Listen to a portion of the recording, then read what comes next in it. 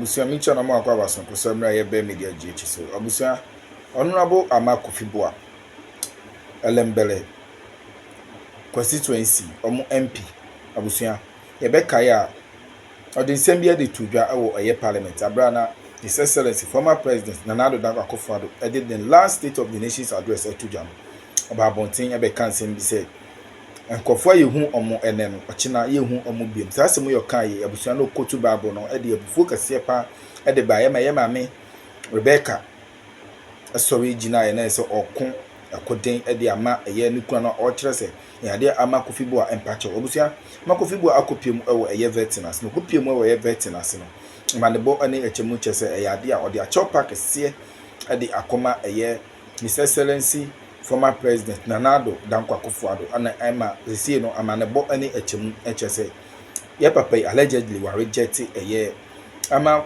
Buah honorable nensem a ode ebre me chese chopa na ode bre no chese wa reject a omo echira a chopa no emu enye du chese wait bia enim abusua me person kase wa no pese e kone ekoti nsem no enchemu na si bi na se waje wa body na ya che na be hye nso amese ha eye be media GH se enen de dika wade twa channel so e be se wa body subscribe like na bo a share ma for pense media team enya bi enti ha eye be media GH Armah ayemre to say eye As Annor Dompreh ama eye Emmanuel Armah Buah o pacho gidigidi o pacho o panana rodan kwa akufado acho na as we speak eye Emmanuel Armah Buah ena mo chire akwakopedwa tuoni ama chese omo kwakopa na nadan kwa akufado acho na in fact eno ana sisi amno kope me no kasa die ne chawpa na wo pa no chire no afaya atonsuom kura na chese anyeye ama NPP amanyoku na kukuni ewom no a reject sa na apology na ode koma na nadan kwa akufado no say emu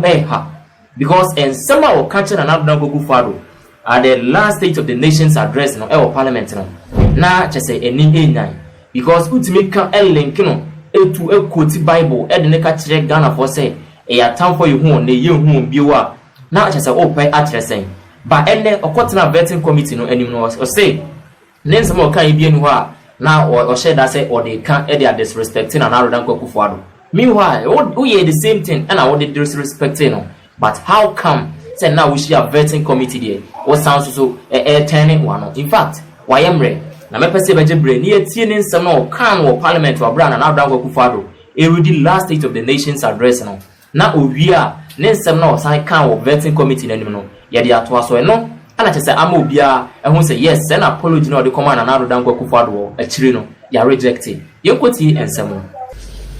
And you know that it was not all hopelessness under His Excellency President Kufuado.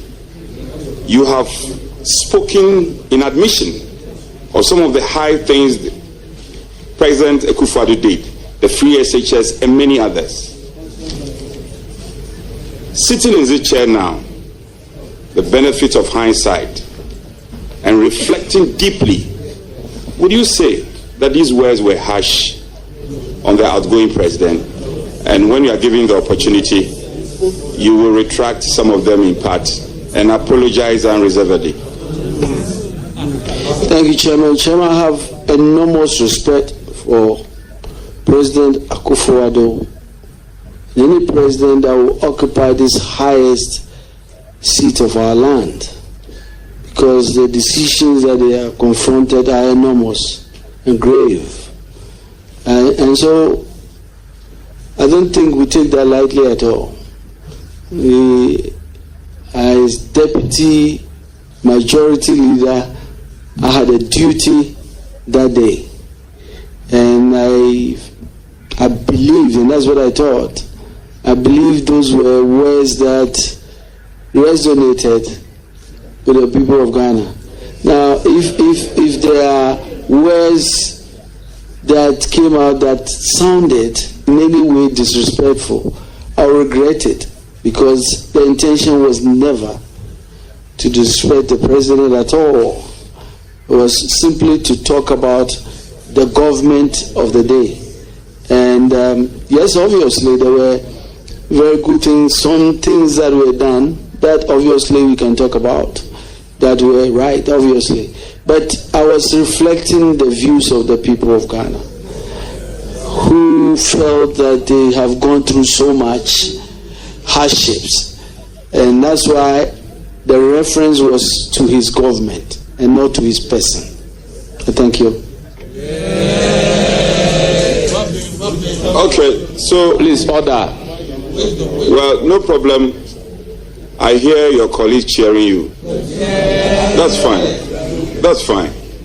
That's fine. But I'll give you the benefit of the doubt. You've spoken in context, and in part, I get the sense that, well, you were only a conveyor belt, conveying the aspirations and the views of people, of Ghanaians. But as a leader, you also had a responsibility then to pick and choose and to convey what was edifying and to only convey what was important at that time. Was a significant and a very emotional moment for us as a country.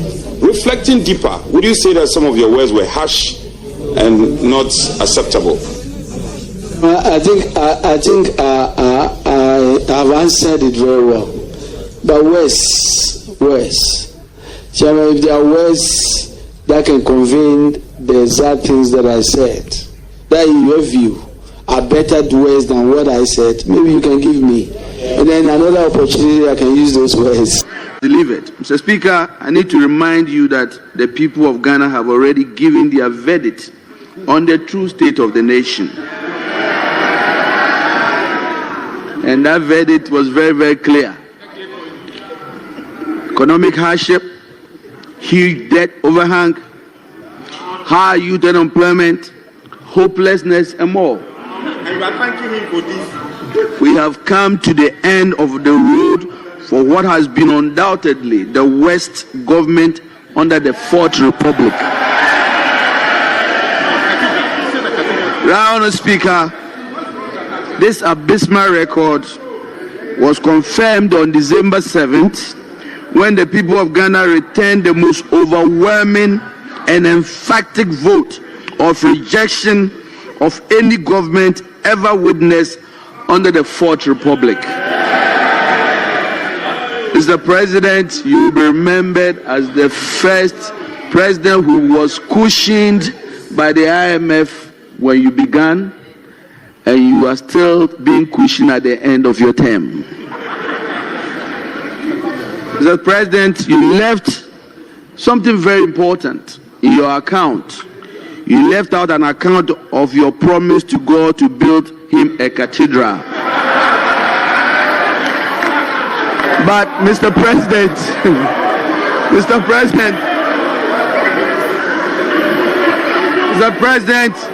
I will leave that for you, between you and your God. Mr. President, let me remind His Excellency, Honourable Speaker, that his tenure in office will remain a timely reminder of how not to govern the country. But let me also be quick to assure the good people of Ghana that hope is on its way. In President John Dramani Mahama and the NDC, we can once again glean a brighter future from the throes of despair. Together we will work hard to lift ourselves from this historic low and reclaim our place, our glory as the Black Star of Africa once again. Fellow Ghanaians, we are comforted and strengthened by the following words of scripture. And I'm quoting Exodus chapter 14, verse 13.